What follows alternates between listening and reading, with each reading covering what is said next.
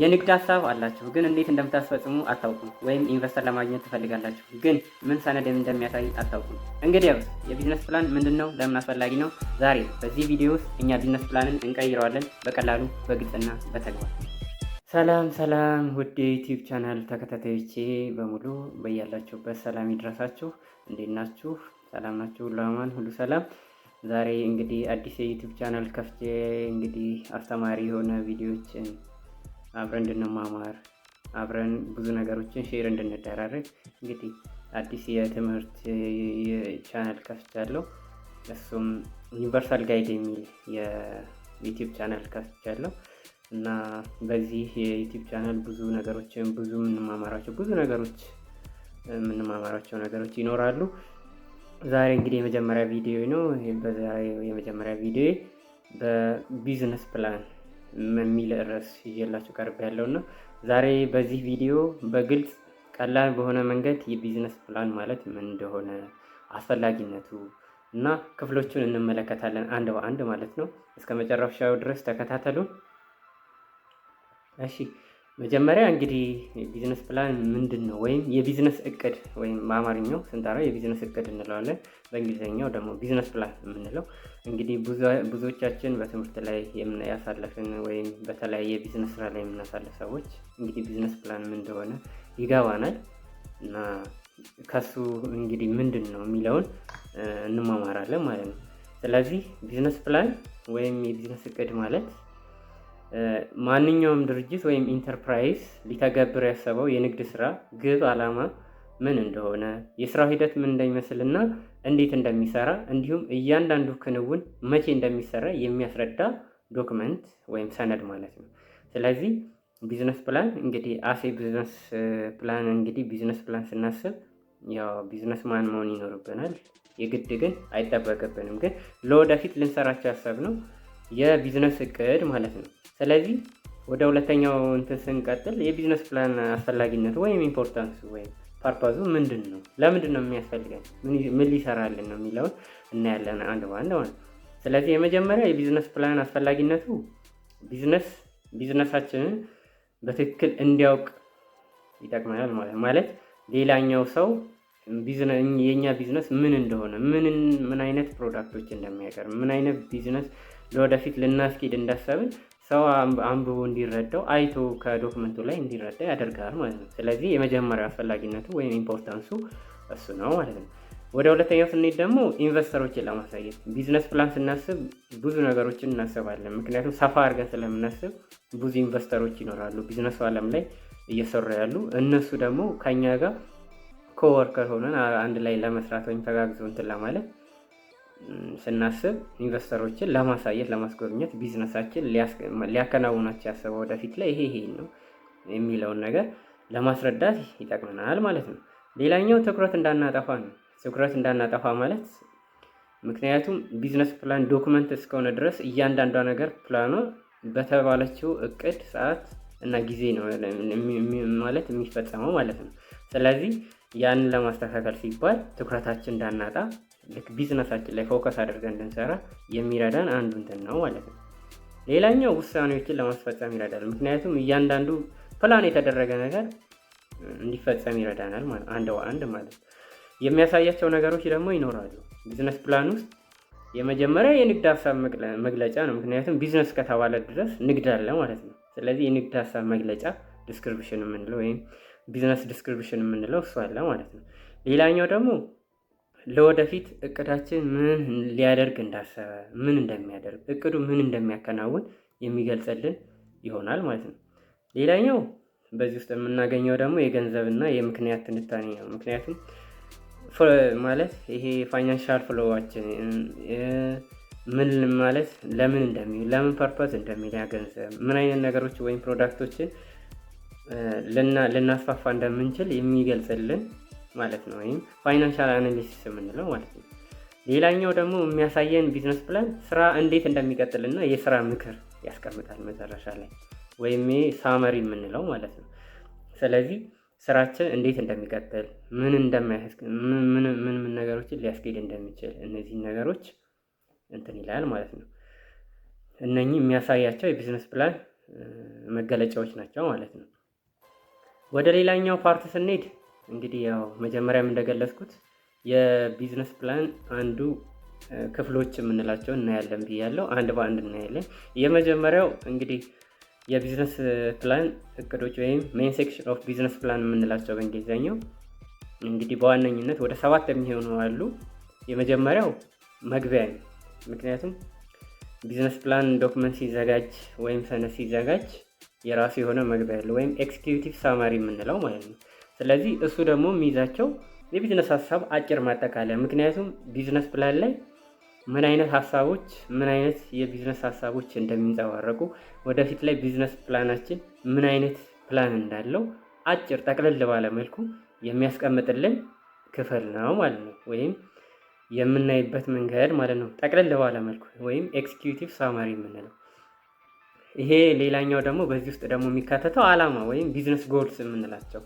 ቢዝነስ ጎልስ ማለት ነገ የቢዝነሳችን ግብ ምንድን ነው፣ ጎላችን ምንድን ነው፣ ይሄ ማለት ፕላን የምናደርገው ቢዝነስ ነገ ላይ ምንድን ነው ሊሰራ ያሰበው የሚለውን ነገር የምናይበት መንገድ ወይም ዓላማ ወይም ቢዝነስ ጎልስ የምንለው የምናገኝበት እዚሁ ኤክስኪዩቲቭ ሳማሪ ውስጥ ይካተታል ማለት ነው። ወደ ሁለተኛው ክፍል ስንሄድ የንግድ ሀሳብ መግለጫ ወይም ቢዝነስ ዲስክሪፕሽን የምንለው ነው። ይሄ ደግሞ ይሄኛው ሁለተኛው ክፍል የሚያሳየን ቢዝነሱ ምን እንደሚያደርግ ዓላማው ምን እንደሆነ የቢዝነሱ የሚያሳየን ማለት ነው። ይሄ ደግሞ በውስጡ ምን ይዛል? የንግድ አይነት፣ ምክንያቱም ንግዱ ምን እንደሆነ፣ ምን ልንሰራ እንዳሰብን፣ ምን አይነት የንግድ አይነት እንደሆነ የሚያሳየን አንዱ የንግድ ሀሳብ ወይም ቢዝነስ ዲስክሪፕሽን የምንለው ማለት ነው። ሁለተኛው የገበያ ቦታ ነው። ምክንያቱም ነገ ቢዝነሳችን ስንከፍት ምን አይነት ቦታ ልንሸጠው እንችላለን፣ የት ነው ማለት የኛ ቢዝነስ የትኛው ላይ ሊሸጥ ይችላል፣ ማርኬታብል የሚሆነው የትኛው ነው የሚለውን ይሄ ማርኬት አናሊሲስ የምንለው ፓርት ላይ የምናየው ማለት ነው። የገበያ ቦታ ምክንያቱም የሆነ ፕሮዳክት ልናመርት ነው ቢዝነስ እንትን ስንል። ስለዚህ እነኚህ ምርቶች ወይም ፕሮዳክቶች የት ሊሸጡ እንደሚችሉ ያን የገበያ ቦታ አሳይን የምናደርግበት ክፍል ነው ማለት ነው። ሌላኛው እሴት የሚሰጡ ምርቶች ወይም አገልግሎቶች፣ አሁን እንዳልኩት ፕሮዳክቶቹ፣ ምርቶቹ ጉድ ኤንድ ሰርቪስ የምንላቸው ማለት ነው። ስለዚህ እነኚህ ምርቶች እነኚህ እንትኖች መገለጽ አለባቸው። ምክንያቱም ነገ እንትን የምንላቸው ገበያ ላይ የምናቀርባቸው ፕሮዳክቶች ማህበረሰቡ ግንዛቤ መውሰድ አለበት፣ ምክንያቱም የግድ ማወቅ ስላለበት ማለት ነው። ስለዚህ አንዱ እንትን እዚህ ቢዝነስ ዲስክሪፕሽን ላይ የሚቀመጠው ፕሮዳክቶቻችን ምን እንደሆኑ፣ ምን አይነት ይዘት እንዳላቸው የምንገለገልበት ነው ማለት ነው። ሌላኛው እንግዲህ እንደ ቢዝነስ ሰው ስንሆን ደግሞ ሶስተኛው በጣም ወሳኝ የምንለው ፓርት ነው የገበያ ጥናት ወይም ማርኬት አናሊሲስ የምንለው ነው። ሶስተኛው ክፍል የቢዝነስ ፕላን ሶስተኛው ክፍል ማርኬት አናሊሲስ ወይም የገበያ ጥናት ማለት ነው። ምክንያቱም የሆነ ነገር ማርኬት አናሊሲስ በጣም ወሳኝ ፓርት ነው በየትኛውም ቢዝነስ ላይ፣ በየትኛውም የቢዝነስ ዓለም ላይ እንግዲህ ማርኬት አናሊሲስ ወሳኙ ፓርት ነው። የአንድ የቢዝነስ እንደ ቢዝነስ እንደምናስብ ሰዎች ማርኬት አናሊሲስ ወሳኙ ፓርት ነው። ምክንያቱም ገበያው እንዴት እንደሚሰራ፣ ደንበኞችን እንዴት እንደምናገኝ፣ የገበያ አቅጣጫ። ምክንያቱም ይሄንን አናላይዝ ካላደረገ ወይም ማርኬቱን አናላይዝ ካላደረገ ነገ የትኛውም ምንድነው ትርፋችን ምንድነው? ምክንያቱም የሆነ ቢዝነስ ስንሰራ የግድ ትርፍ ለማግኘት ነው። ትርፍ ለማግኘት ስንል ደግሞ እነኚህ ነገሮች ማርኬት አናሊሲስ መጀመሪያ መሰራት አለበት። ምክንያቱም ገበያው እንዴት እንደሚሰራ፣ ደንበኞቻችን የት እንደምናገኝ፣ የገበያ አቅጣጫችን የት መሆን እንዳለበት የሚለውን የምንወስንበት ፓርት ነው እና ከምንም በላይ ደግሞ የተፈላጊ ደንበኞች ወይም ይሄ ታርጌት ካስተመርስ የሚባሉት የእኛን ፕሮዳክት ሊጠቀመው የሚችለው ምን አይነት ማህበረሰብ ነው፣ የትኛው ማህበረሰብ ነው፣ ስለዚህ የትኛው ድርጅት ነው። ምክንያቱም ለድርጅቶቹ ማቅረብ የምንችልበት አቅም ካለ ደግሞ የምናቀርብበት አጋጣሚ ስላለ እነኛ መለየት አለብን። ስለዚህ ማርኬት አናሊሲስ አንደኛውና ዋነኛው የቢዝነሳችን ዋና ቁልፉ ነገር ነው ማለት ነው። ስለዚህ ኪ ፖይንት የምንለው ነው ይሄ።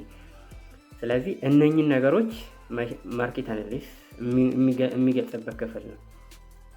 ሌላኛው የተፈጥሮ ውጤት ወይም ማርኬት ትሬንድ ኤንድ ኮምፒቲተርስ የምንለው። ምክንያቱም እኛ የሆነ ነገር እናመርታለን ወይም ለማህበረሰቡ ወይም ገበያው ላይ የሆነ ፕሮዳክት ይዘን እንቀርባለን ብለን ካሰብን፣ ኮምፒቲተሮቻችን ደግሞ ማወቅ አለበት። ኮምፒውተር ማለት በሌላ አባባል ተፎካካሪ የምንለው በእኛ አገላለጽ ተፎካካሪ ወይም የእኛን ገበያ ወይም የእኛን የምናቀርበውን ፕሮዳክት ሊገዳደሩ የሚችሉ እንትኖች ማለት ተፎካካሪ ወይም እኛ የምናቀርበውን ፕሮዳክት የሚያቀርቡ ሌላ ድርጅቶች ወይም ሌላ የቢዝነስ ሰዎች ማለት ነው።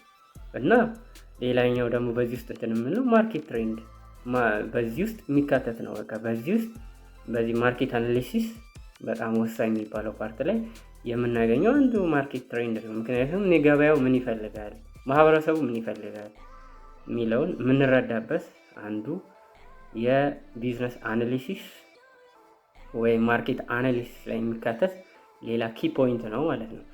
ሌላኛው እንግዲህ ፕሮዳክታችን እንዲህ ካለ ይሄንን ማርኬት አናላይሲስ ሰርተን እንትን ካልነው በኋላ ሌላኛው አራተኛው ክፍል ደግሞ የቢዝነስ ፕላን ማርኬቲንግ ስትራቴጂ ነው። ምክንያታችን ፕሮዳክታችን እንግዲህ ገበያውን ለየን፣ የምንሸጥበትን ቦታ ለየን፣ ማን ፕሮዳክታችን ሊጠቀም እንደሚችል ለየን። ማርኬት አናሊሲስ ላይ የምንላቸው አሁን ስንጠቅሳቸው የነበሩትን ከላይ አሳይን ካደረግን በኋላ ወይም ከለየን በኋላ የግድ ፕሮዳክታችን ወደ ማምረት ስለምንገባ ምንድነው ማለት ማርኬት ስትራቴጂያችን ምንድነው? ምክንያቱም እንዴት አድርገን ገበያ ላይ ልናወጣው ነው የሚለውን የምናስብበት ነው። ምርታችንን እንዴት እንደምናስተዋውቅ፣ እንዴት እንሸጣለን የሚለውን ነው። ቦታውን፣ የገበያው ፍላጎት ምን እንደሆነ፣ የሶሻል ማህበረሰቡ ደግሞ ምን እንደሚፈልግ ካረጋገጥን በኋላ እንዴት ምርቱን እንዴት እናስተዋውቃለን ወይም እንዴት እንሸጣለን። ምክንያቱም የሆነ ምርት አለን ወይም ፕሮዳክት ወይም ሰርቪስ አለን ማለት የግድ ደግሞ ገበያ ላይ እንድናወጣ ደግሞ የግድ ይሄ በጣም ማርኬቲንግ ስትራቴጂ የምንለው አንዱ ምርቶቻችን እንዴት አድርገን እንሸጣለን የሚለው ነገር መለየት አለ። በምን መልኩ ፕሮዳክታችን አውጥተን ለማህበረሰቡ ተደራሽ ማድረግ እንችላለን የሚለውን ማሰብ ይኖርብናል ማለት ነው። ምክንያቱም ፕሮዳክታችን በማስታወቂያ ነው ልንሸጥ የምንችለው ወይስ ቀጥታ ሱቅ ውስጥ አስቀምጠን ነው የምንሸጠው የሚለውን ነገር ምርትና አገልግሎቶቻችን ማስተዋወቅ ማለት ነው። ምክንያቱም ፕሮዳክታችን ምን እንደሆነ፣ ምን እንደሚሰጥ፣ ለምን እንደሚያስፈልግ ምናምን የግድ ለከስተመሩ ማስተዋወቅ አለብን ማለት ነው። ስለዚህ ይሄ የሚቀመጥበት ነው።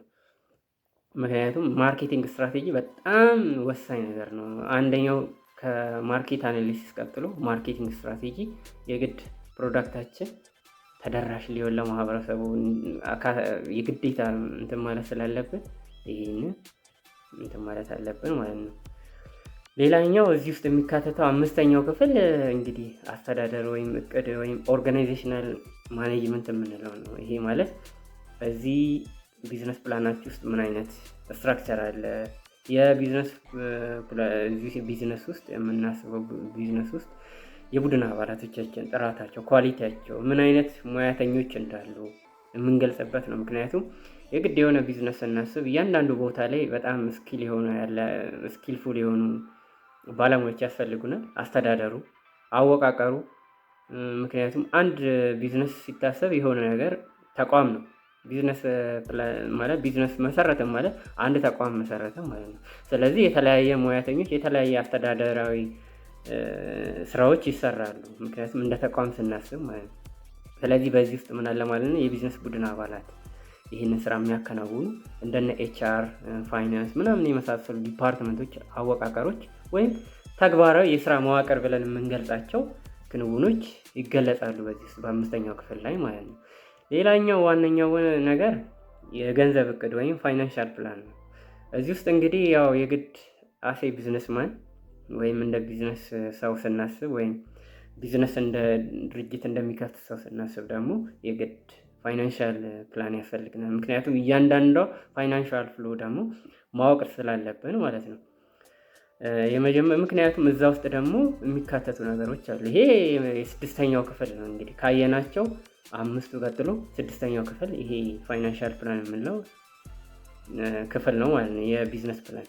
ስለዚህ እዛ ውስጥ ምን ይኖራል?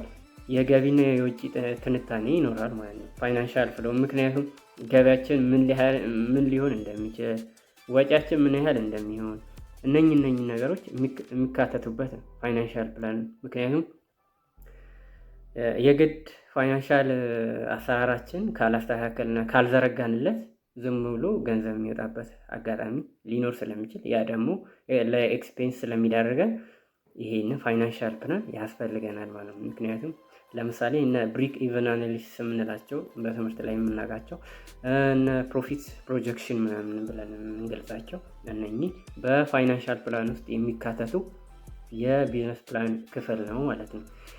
ሌላውና የመጨረሻው ደግሞ እሴቶች ወይም አስተዳደር ዕቅድ ወይም ይሄ በእንግሊዝኛ አፒንዴክስ የምንላቸው ወይም አዲሽናል ኢንፎርሜሽን የምንላቸው ነው። ምክንያቱም እስካሁን የሰራናቸውን ስራዎች የምንገልጽበት ሰነድ ማለት ነው፣ ወይም ማስገቢያ ሰነዶች የምንላቸው ማለት ዶክመንቶች፣ ሰርቲፊኬቶች እዛ ላይ ደግሞ ፋይናንሻል የሆነውን ነገራችንን እዛ ጋር የስራውን ፍሎ በቻርት ሊሆን ይችላል፣ በግራፍ ሊሆን ይችላል የምናስቀምጥበት ክፍል ነው። ይሄ አፒንዴክስ ወይም አዲሽናል ኢንፎርሜሽን የበለጠ መረጃ ደግሞ እንዲያገኙ እኛ ሪፈር የምናደርጋቸው ማለት ነው። መጨረሻ ላይ የምናስቀምጣቸው ዶክመንት ወይም ሰርቲፊኬት የመሳሰሉ እንደ ቻርት እንደ ግራፍ አይነቶች የመሳሰሉ የሚቀመጡበት የመጨረሻው ክፍል አፒንዴክስ ወይም ይሄ እሴቶች የማስተዳደር ዕቅድ የምንለው ነው።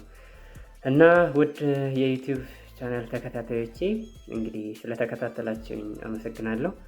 እንግዲህ አስተማሪ ሆኖ ካገኛችሁት፣ ቁም ነገር ካገኛችሁበት ላይክ፣ ሼር፣ ሰብስክራይብ በማድረግ እንድታበረታቱኝ እና ወደፊት ጥሩ ብዙ የምንማራቸው ነገሮች አሉና አበረታቱን። በኮሜንት እንግዲህ ያላችሁን የተረዳችሁትን የገባችሁን ወይም መስተካከል አለበት እንዲህ ይሰራልን ይሄን ይሰራልን ብላችሁ ታስቡትን ነገር ኮሜንት ሴክሽን ላይ አስቀምጡልን። አመሰግናለሁ። ሰላም ለእናንተ ይሁን።